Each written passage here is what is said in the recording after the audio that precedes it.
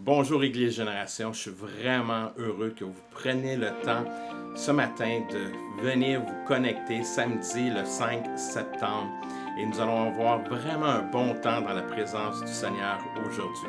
Encore une fois, je vous encourage toujours de prendre un temps de louange dans vos demeures et prenez ce temps avant le message et qu'on puisse prendre vraiment savourer ces temps de louange et d'adoration en famille. Donc, je vous encourage fortement à faire cela. Aussi, je vous encourage à ne pas oublier de connecter vos enfants à Génération Kids le samedi matin à 11h30. Je sais que plusieurs d'entre vous le faites, mais j'encourage ceux qui ne le font pas. Vous prenez le temps de placer vos enfants dans des organismes sportifs qui puissent avoir du temps, vous organisez cela. Je crois qu'il est extrêmement important que vos enfants puissent se connecter les samedis matins à 11h30, que vous puissiez mettre cela dans votre agenda et que vos enfants connectent avec les autres enfants de l'Église. Je crois que c'est un grand bienfait pour eux.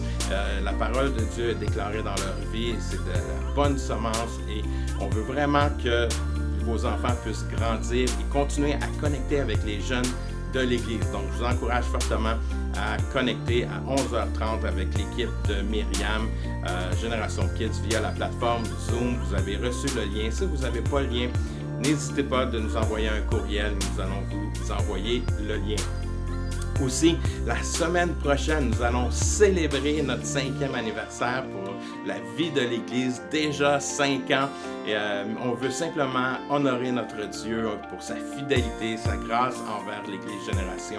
Et on vous encourage de nous rejoindre après la réunion de samedi prochain au pique-nique de l'Église qui va se tenir dans le Vieux-Terrebonne, aux Îles des Moulins, à midi. Donc, on va avoir réellement un bon temps ce samedi. Il va y avoir le message le matin, à midi. Nous allons nous rencontrer au Vieux-Terrebonne, dans le parc, et on va avoir vraiment un bon temps. On va garder nos distances comme la dernière fois. On va pouvoir partager, célébrer et honorer notre Dieu durant ce temps ensemble. Donc, mettez cela dans votre agenda. Samedi le 12 à midi, pique-nique. Et surtout, ce qui est important, c'est de vous inscrire, que vous puissiez nous envoyer un courriel disant que vous allez être là. Et cela va nous aider dans la planification. Donc, aussi, on vous demande de continuer à être généreux. On célèbre notre 5e année, c'est fidélité. On vous remercie pour votre fidélité et aussi la fidélité de Dieu. On vous demande de continuer à être généreux dans ce temps qui est particulier. Et on vous demande votre générosité, de continuer à soutenir, supporter financièrement l'Église Génération. Vous pouvez nous envoyer vos dons via les virements Interact, dons à commercial Église Génération, ou simplement cliquer sur le bouton qui vient d'apparaître, faire un don pour tous ceux qui écoutent en direct. Et que vous puissiez simplement être généreux. C'est notre anniversaire. Faites un beau cadeau à l'Église Génération. Priez cela et surtout, il faut que vous donniez avec joie. Pour nous, c'est extrêmement important. Si tu ne donnes pas avec joie, donne pas. Il faut que ce soit vraiment quelque chose qui vienne du cœur et que tu laisses parler ton cœur et en cet anniversaire, que tu puisses donner un beau cadeau à l'Église Génération. Cela va nous aider grandement, surtout dans cette situation que l'Église Génération vit. Donc, on vous encourage de continuer à contribuer. On vous remercie pour votre fidélité pour cela. Et ce matin, nous avons le privilège, nous allons avoir un invité, pasteur Michel Bisaillon, qui va nous apporter la parole, qui nous parle des relations et comment les relations viennent transformer nos vies.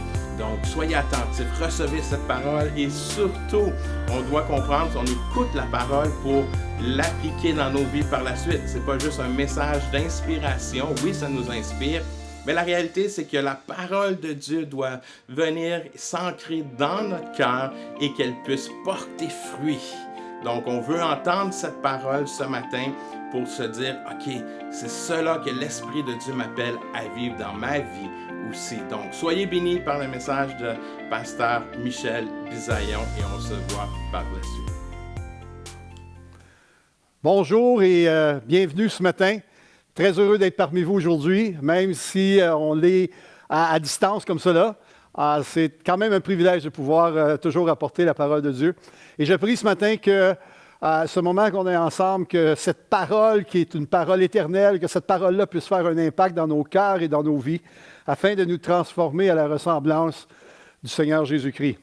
Donc, ce que j'aimerais vous apporter ce matin, le titre de mon message, c'est des relations puissantes qui produisent la transformation. Je répète, des relations puissantes qui produisent la transformation. Comme chrétiens, on est appelé à être en relation les uns avec les autres, en relation avec les gens. Comme être humain, on est appelé à être en relation avec les gens. Mais comment on peut faire pour que nos relations fassent un impact dans la vie des autres? Et ça, c'est une excellente question. Mais en même temps, ce que je vais partager avec vous ce matin, c'est quand même particulier. Ça me fait penser un peu à un texte de l'apôtre Paul, lorsque Paul parle dans Corinthiens, il dit « Quand j'étais un enfant, je raisonnais comme un enfant, je pensais comme un enfant, j'agissais comme un enfant. Et quand tout à coup j'ai revêtu l'état adulte, tout à coup, ma façon de penser, ma façon de voir a changé. » Et ce que je viens vous partager ce matin, je pense sincèrement pour saisir l'ampleur de ce que je vais vous partager, il faut comprendre aussi qu'il faut dépasser le stade d'enfance comme croyant, mais vouloir aspirer à grandir, à croître, et tout ce que Dieu a pour nous, qu'on puisse le rechercher ardemment. L'apôtre Paul, dans le chapitre qu'on va regarder ce matin, particulièrement quelques versets, on ne regardera pas tout un chapitre ce matin, mais dans ce chapitre-là, l'apôtre Paul va commencer en disant « Aspirer aux choses d'en haut ». C'est comme s'il nous dit... Là, ce n'est plus juste une question de rechercher les choses de base, mais aspirer aux choses qui sont éternelles, aspirer aux choses qui sont importantes, les choses fondamentales, les choses qui vont amener quelque chose de puissant dans votre vie. Et le titre étant « Des relations puissantes qui transforment ou qui produisent la transformation ». Et ma question, c'est comment faire pour voir le Saint-Esprit agir en nous avec puissance? Et vous savez quoi? L'apôtre Paul nous a donné 2 clés particulières pour qu'au travers de nos relations, on puisse voir le Saint-Esprit agir avec puissance et voir aussi l'impact de nos relations dans la vie des autres qui nous entourent.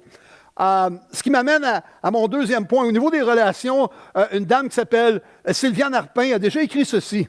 « Entre ce que je pense, ce que je veux dire, ce que je crois, ce que je dis, ce que vous voulez entendre, ce que vous entendez, ce que vous croyez comprendre et ce que vous voulez comprendre et ce que vous comprenez, il y a au moins 9 possibilités de ne pas s'entendre. » Ça complique les relations.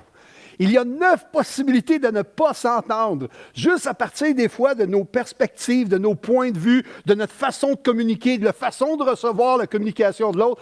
Donc, comment on peut transcender ça? Comment on peut faire pour dépasser cela puis voir un impact puissant dans nos relations? Et c'est ce que j'aimerais partager avec vous ce matin. Comme je l'ai dit, Paul va donner, à mon sens, deux clés importantes. Et ces 2 clés importantes vont faire en sorte que le croyant qui aspire aux choses d'en haut va découvrir l'impact que ça peut produire dans sa vie et dans la vie des gens qui l'entourent.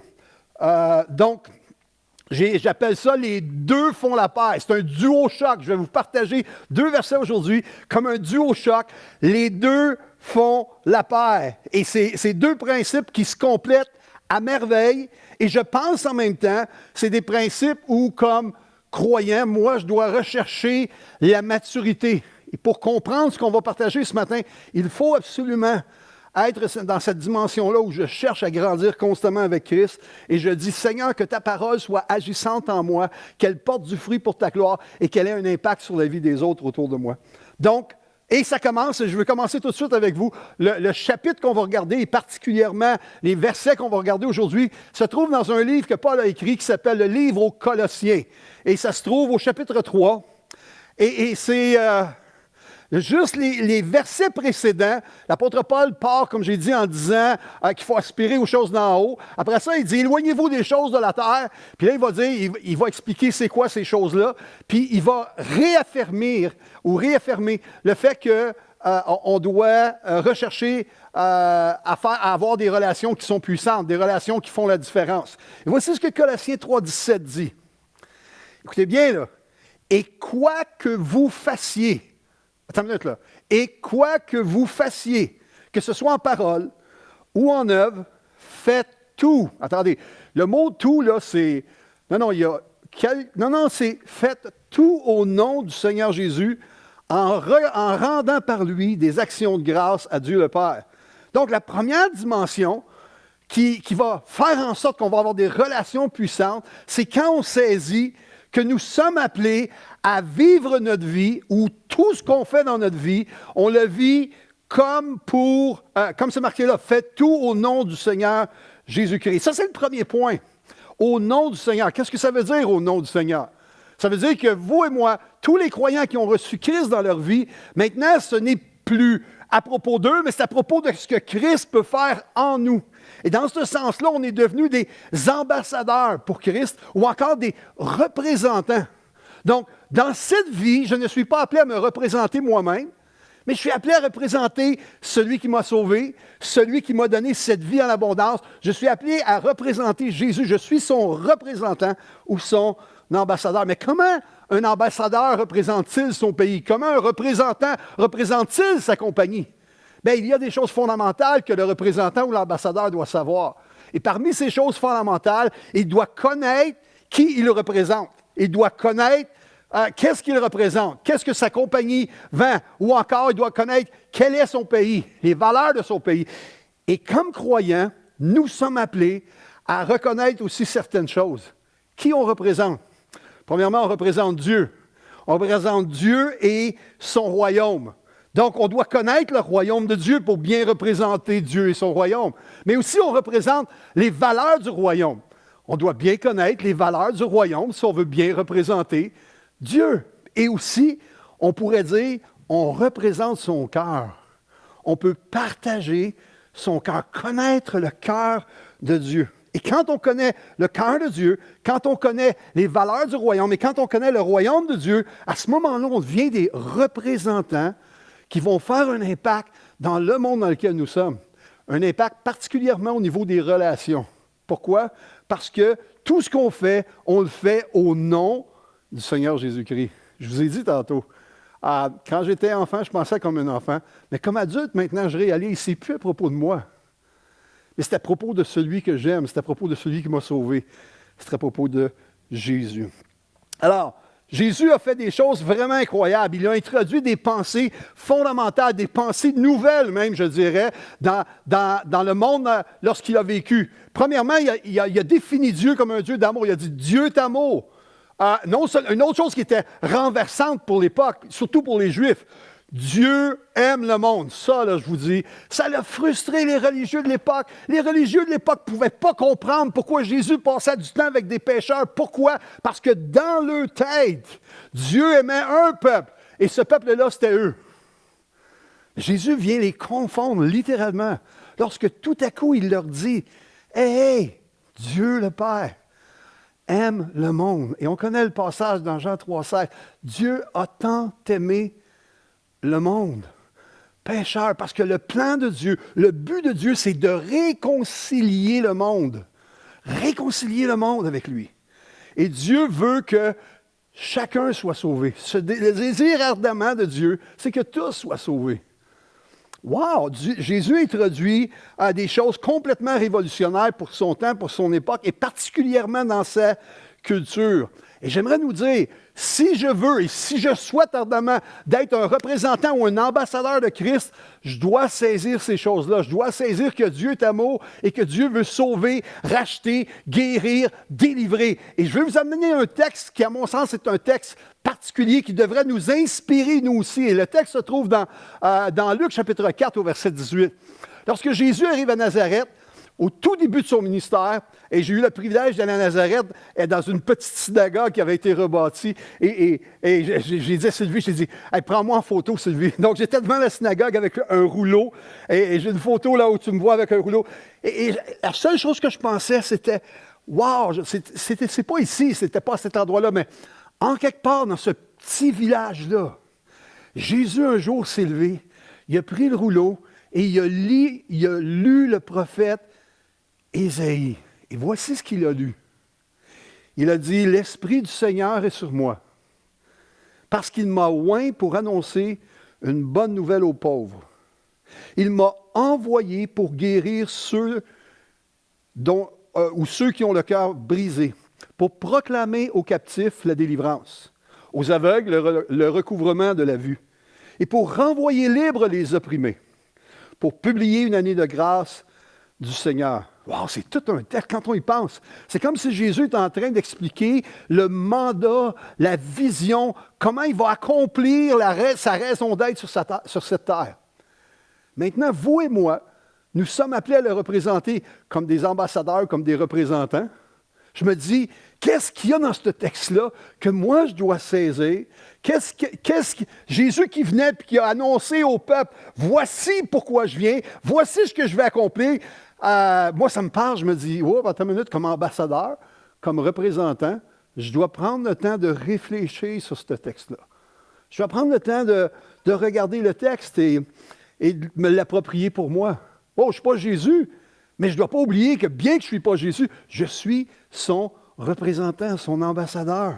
Alors, quand je reprends le texte, je vois l'Esprit du Seigneur est sur moi parce qu'il m'a oint pour annoncer une bonne nouvelle aux pauvres.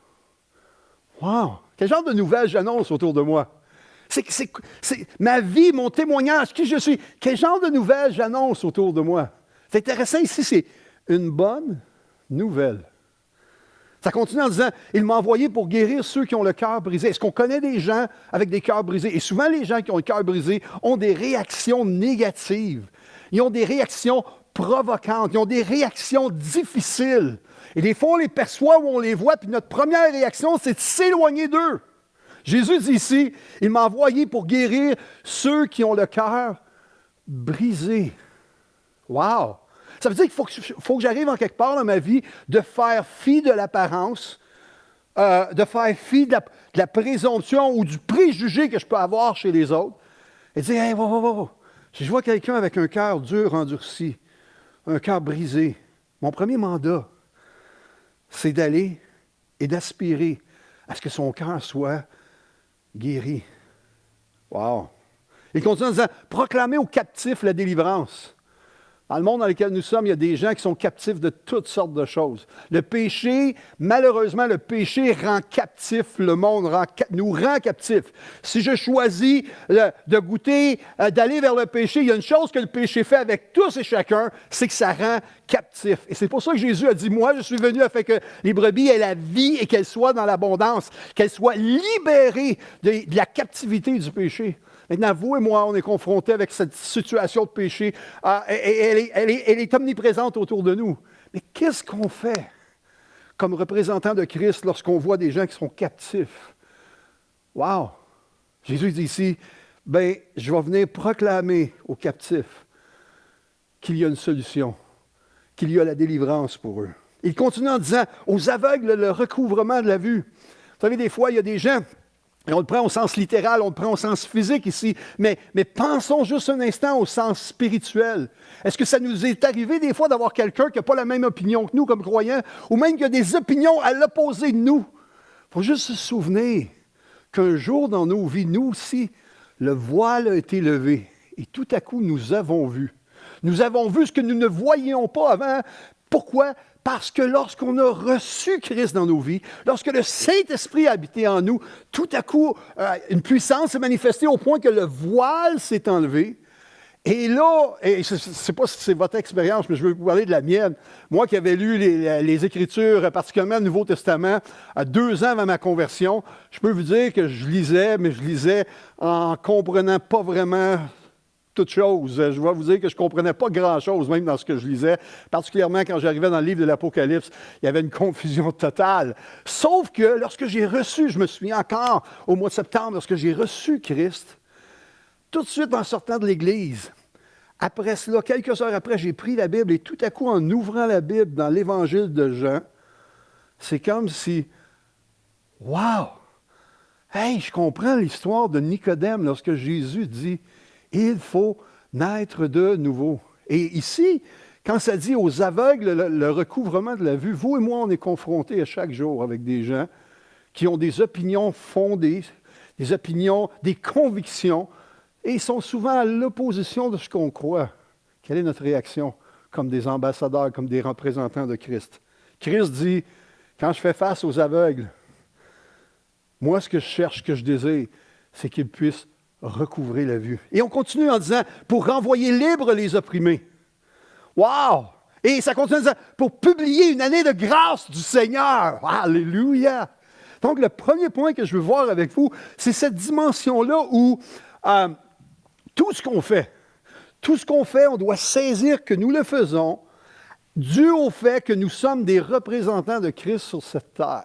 Vous savez, avec tout ce qu'on vit présentement, avec ce qui est arrivé avec le COVID et avec toutes les tensions que le monde dans lequel nous sommes vive, mais on a besoin des croyants et d'une Église qui comprend et qui saisit les clés que la parole de Dieu lui donne.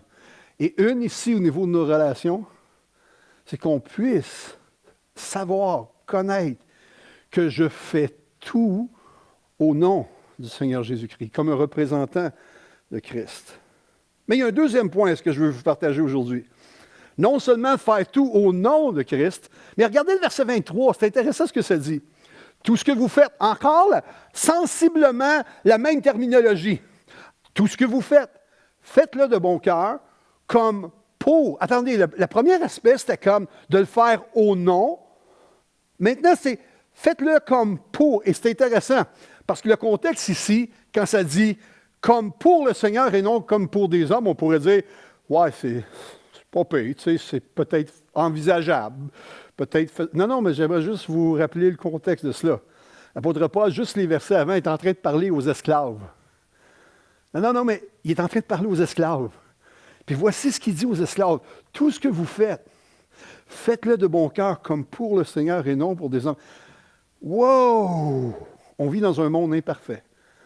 On vit dans un monde où nous allons vivre et subir des injustices. Et les esclaves de l'époque vivaient des injustices. Est-ce que Dieu a un temps soit peu désiré que des gens soient esclaves? Au contraire, on a vu tantôt qu'il vient pour rendre libres les gens. Le monde, le péché du monde, le prince de ce monde souhaite à garder les gens captifs. Le diable ne vient que pour égorger, détruire. Il cherche la captivité des gens. Mais ici, on voit, Dieu n'a jamais souhaité ça. Mais quand même, on vit dans un monde où il y a beaucoup d'injustices. Et dans ces injustices-là, il faut apprendre à vivre, non pas avec des regards sur lesquels on fonde nos convictions, nos valeurs, nos réactions sur ce qui se passe autour de nous, mais on doit apprendre à vivre en regardant à ce qui se passe au-dessus de nous et en nous, dans notre relation avec Dieu, avec le Père et avec le Saint-Esprit. Et voici ce que Paul dit aux esclaves. Pensez-y bien. Il faut que l'esclave soit né de nouveau pour comprendre ça. Non, mais il faut qu'il y ait une expérience avec Dieu pour que l'esclave puisse... Parce qu'un esclave, n'importe quel esclave n'aime pas son maître. N'importe quel esclave veut être affranchi. N'importe quel esclave est tanné d'être forcé à faire des choses. Et voici ce que Paul dit. Tout ce que vous faites, faites-le de bon cœur, comme pour le Seigneur. Réalisez que dans ce monde, oui, il y a l'injustice. Et on souhaite tous et on prie tous que ces injustices-là se règlent. Mais ça ne change pas et ça ne devrait pas changer la détermination du cœur de croyant d'aller puiser en Dieu pour recevoir les ressources de Dieu pour vivre au milieu de n'importe quelle difficulté. Je vous ai dit tantôt, quand j'étais enfant, je pensais comme un enfant. Un enfant, c'est donne-moi, donne-moi, donne-moi, bénis-moi, bénis-moi, bénis-moi. Comprenez-moi, les enfants ont des besoins fondamentaux. Mais si on voit un adulte, c'est-à-dire l'état adulte de la maturité chrétienne, où il y en a des injustices, il va y avoir des injustices, mais je sais qu'au travers même des plus grandes difficultés, je ne suis pas seul. Dieu est avec moi. Et plus que cela, Dieu veut agir en moi afin de toucher ceux qui sont autour de moi. Wow! Tout ce que vous faites, faites-le de bon cœur. Même si tu es un esclave. Je suis sûr que je ne parle à aucun esclave aujourd'hui. Je suis presque sûr, malgré qu'il y en a dans notre société, il y a des jeunes filles qui sont esclaves de gens qui les prostituent, etc. Mais pour la majorité de ceux à qui je m'adresse, on ne sait pas c'est quoi d'être un esclave. On n'a jamais été un esclave, ou possiblement seulement qu'une minorité.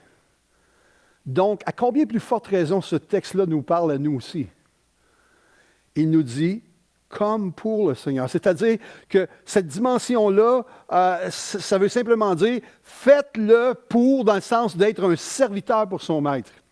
Donc, non seulement je suis son représentant, son ambassadeur, mais aussi je suis son serviteur. Donc, je suis appelé à servir. Puis la plupart du temps, quand on pense à ça, c'est servir Christ. Et c'est vrai. Mais si je suis un serviteur pour Christ et Paul me demande de servir les hommes qui sont pas des gens aimables nécessairement, qui sont même des gens méchants, mais il dit, ne le faites pas pour eux, faites-le pour Christ. Donc, comprenez que vous êtes appelés à servir Christ comme un serviteur pour son maître. Et là, encore une fois, pour comprendre c'est quoi un serviteur, pour comprendre c'est quoi avoir un cœur pour servir les autres, bien, il faut encore savoir c'est quoi les valeurs qui entourent un serviteur du Seigneur. C'est quoi le caractère qui entoure cela. Je vais en sortir quelques-uns qui est encore tiré du livre des Colossiens, et on va le voir dans quelques instants. Mais ce qu'on voit là-dedans, c'est certaines caractéristiques qui apparaissent à l'arrière. On voit la dimension d'être hospitalier. On voit la dimension d'exercer, d'être plein de bonté, d'aimer la vérité, l'humilité, la patience, l'aide, la fidélité, l'amabilité, l'intégrité, la connaissance, l'amour, la douceur, la joie, la persévérance et être un bon exemple, un bon témoignage. Quand on parle d'être un serviteur, voici certaines caractéristiques qui sont rattachées avec le fait de servir Christ. Regardons le texte maintenant. Au verset 12, ça dit, Colossiens 3, « Ainsi donc, comme les élus de Dieu, saints, bien-aimés, revêtez-vous. » Attendez, là, c'est un choix. Non, c'est un choix. On peut choisir de se revêtir d'entrailles de miséricorde. Wow! Ça veut dire que les gens à qui les gens qu'on sert ne méritent pas notre service. Attends une minute. C'est facile de servir des gens qui, en notre sens, méritent qu'on les bénisse, méritent qu'on les sert, parce qu'on a la même opinion, on pense les mêmes choses, on a les mêmes valeurs, on a les mêmes aspirations, donc c'est facile d'être en relation avec des gens comme cela. Mais pensez-y un instant. Ici, Paul dit, comme des élus de Dieu saints, bien-aimés, revêtez-vous, c'est un choix, je me revêts, comme je me suis revêtu de Christ, comme je revêts son amour, je peux me revêtir d'entrailles de miséricorde, je me revêts de bonté, je me revêts d'humilité, je me revêts de douceur, je me revêts de patience. Wow, là, je commence à ressembler à Jésus. Hey, là, je ressemble à Dieu. Aïe, Seigneur. Aide-moi à quitter l'enfance pour arriver dans l'état adulte avec toi. Aide-moi de vivre ces dimensions-là, Seigneur, qui sont, à mon sens, révolutionnaires. Parce que chaque personne qui va me voir, moi, comme croyant, être revêtu de miséricorde, de bonté, d'humilité, de douceur, de patience, chaque personne qui va voir ça à moi, je vais devenir une puissance d'attraction. Et mes relations avec eux vont changer. Et les relations vont changer. Et tout à coup, dans ces relations, il y a la puissance de Dieu qui va commencer à se manifester et qui va produire la transformation. Pourquoi pensez-vous que les disciples ont tout abandonné pour suivre Jésus? Juste parce qu'un gars passait dans la rue à un moment donné et disait « Hey, suis-moi! » Non. On ne laisse pas les choses de nos vies. On ne laisse pas ce qui a de la valeur dans nos vies pour suivre quelqu'un juste parce que c'est le fun de le suivre. À moins qu'on n'ait absolument rien et qu'on veut partir sur un voyage particulier. On n'abandonne pas ce qui sont nos biens, on n'abandonne pas nos familles pour suivre quelqu'un. Non, c'est parce que Christ dégageait ce que Paul mentionne ici. Sa personne, comment il approchait les gens, comment il parlait aux gens, a fait en sorte que certains ont dit, « Moi, je suis prêt de tout laisser pour te suivre. » Wow! Il y a quelque chose en toi qui fait que ça me touche. Puis j'en veux plus de cela. Wow! Il continue, Paul, en disant, « Supportez-vous les uns les autres. » C'est facile de supporter les gens qu'on aime. C'est facile de supporter les gens qui ont les mêmes atomes crochus que nous. Mais c'est beaucoup plus difficile de supporter les gens qui, parfois, arrivent avec des approches différentes, avec des attitudes différentes. Vous savez ce que je veux dire? Mais ici, l'apôtre Paul dit, « Supportez-vous les uns les autres. » Et si l'un a sujet de se plaindre de l'autre, si tu trouves quelque chose qui te dérange dans l'autre, bien, tout de suite, il va dire, « Hey, rapidement, pardonnez-vous réciproquement. » C'est-à-dire que Peu importe les discussions, peu importe les situations qui peuvent nous arriver entre frères et sœurs, la première clé, même si on se dit les vérités en pleine face, comme on pourrait dire, la première chose qui doit arriver tout de suite alors qu'on est en train de mentionner ces choses-là, ou alors qu'on est en train de discuter et d'avoir une forme de conflit, la première chose qui doit être animée dans nos cœurs, c'est pas la colère, c'est pas l'amertume, Paul dit, pardonnez-vous réciproquement. Soyez prêts à entrer dans une relation puissante. Tu ne vas pas abandonner ton frère, tu ne vas pas abandonner ta sœur. Au contraire, tu vas te rapprocher et tu vas être prêt à avoir cette attitude de cœur de pardonner. Je vous ai dit, des relations puissantes. Des relations puissantes passent par le fait que tout à coup, on se soumet à ce qui est merveilleux, glorieux de la parole et les principes que Dieu nous enseigne dans sa parole, puis on les met en pratique dans nos vies. On continue. De même que Christ vous a pardonné, pardonnez-vous. Je ne sais pas pour vous, là, mais Christ, il ne m'a pas juste pardonné il y a 36 ans. Et les derniers 36 ans, j'ai fait des erreurs. Moi, je me suis planté des fois dans mes relations avec mes frères, avec mes sœurs. Ah, j'ai fait des gaffes. Vous savez quoi? Non seulement j'ai eu le bénéfice et le privilège d'avoir des gens qui m'ont pardonné, mais j'ai eu le plus grand privilège d'avoir Dieu qui m'a pardonné quand je viens à lui avec un cœur repentant, avec un désir juste de m'approcher de lui. Ses bras sont toujours ouverts. Wow! Comment on ne peut pas retourner, retourner constamment d'être dans la présence de ce Dieu-là? Il est tellement glorieux, tellement merveilleux. Wow! Mais par-dessus tout, dit Paul, par-dessus toutes ces choses, revêtez-vous de la charité ou encore de l'amour. Ça dit que l'amour, c'est le lien de la perfection. Pensez-y un instant. Ça aurait pu être la loi, ça aurait pu être plein d'autres choses, mais le lien de la perfection dans la relation avec Dieu, le lien de la perfection dans la relation avec les autres, c'est un mot. Un mot qui en dit long, mais c'est le mot amour. L'amour est le lien de la perfection relationnelle. Donc, on doit apprendre qu'est-ce que Paul dit, puis qu'est-ce que la parole dit à propos de l'amour. Trop souvent, on a des concepts humains, des expériences humaines à propos de la définition du mot amour. Et ça, c'est malheureux. Pourquoi?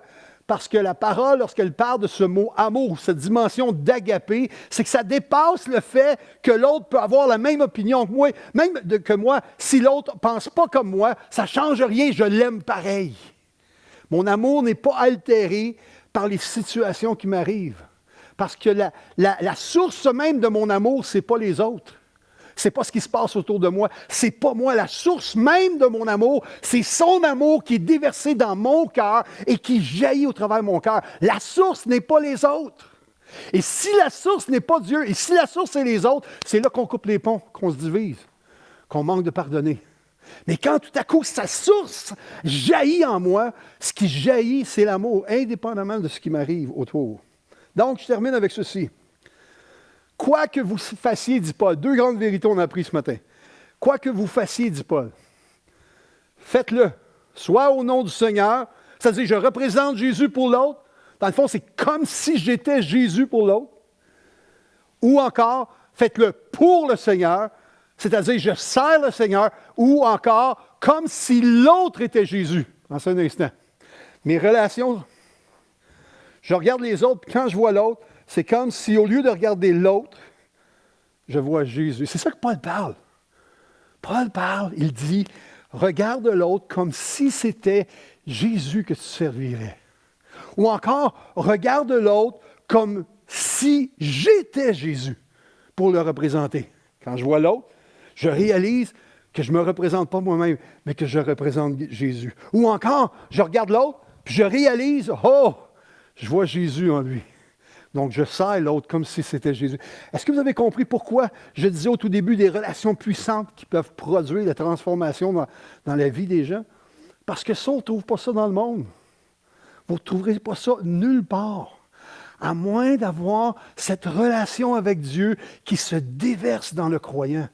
Et lorsque Dieu se déverse dans le croyant, toutes sortes de miracles relationnels prennent place. Les deux font la paire.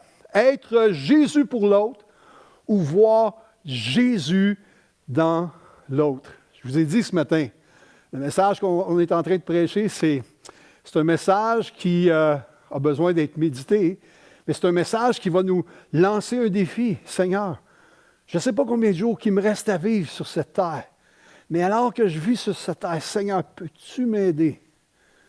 Peux-tu m'aider à comprendre que pour tous ceux qui m'entourent, mon épouse, mes enfants, mes amis, mes collègues de travail, mes voisins, tous les gens qui m'entourent, peux-tu m'aider, Seigneur, à comprendre qu'à chaque fois que je suis en relation avec une autre personne, peux-tu m'aider à comprendre, Seigneur, que je suis ton représentant, ton ambassadeur?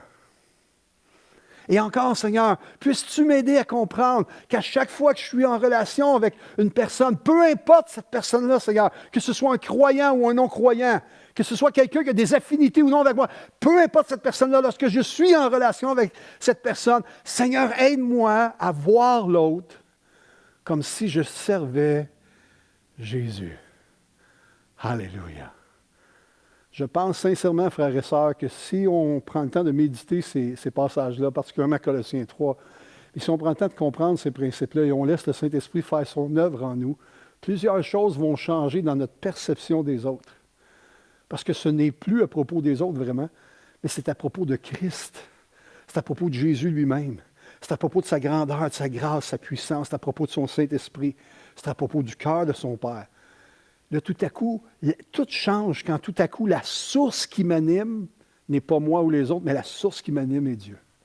Je prie que nos relations, particulièrement dans cette saison, je prie que nos relations puissent être des relations puissantes, puis qu'au travers de ces relations puissantes basées sur les Écritures, vous et moi, nous puissions voir des transformations dans la vie des gens. Seigneur, merci pour l'occasion qu'on a eue d'être ensemble ce matin. Merci pour mes frères et pour mes sœurs. Père, qu'ils soient bénis en ton nom, qu'ils prospèrent à tous égards, mais surtout, Seigneur, qu'ils puissent être animés de cette source qui est la tienne, cette source d'eau vive, de laquelle va jaillir des relations saines, puissantes, et qui produit des transformations dans la vie de ceux qui nous entourent. Je prie ces grâces, Père, dans le nom de Jésus. Amen et Amen. Soyez bénis, mes frères et sœurs. À la prochaine. Merci, pasteur Michel Bisaillon. Merci pour cette parole qui nous inspire, nous encourage.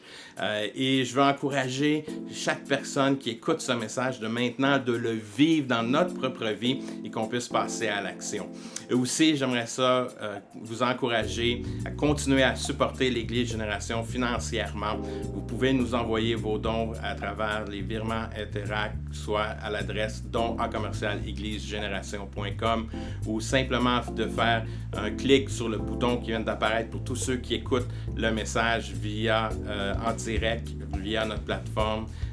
Donc, vous pouvez cliquer sur ce bouton et faire un don directement à l'Église et faites un beau cadeau à l'Église Génération parce que nous célébrons la semaine prochaine notre 5e anniversaire. Donc, merci pour votre générosité. N'oubliez pas de vous inscrire pour le pique-nique et vos enfants, n'oubliez pas de les connecter à 11h30. Donc, je vous dis bonne semaine, que Dieu vous bénisse. On se voit bientôt.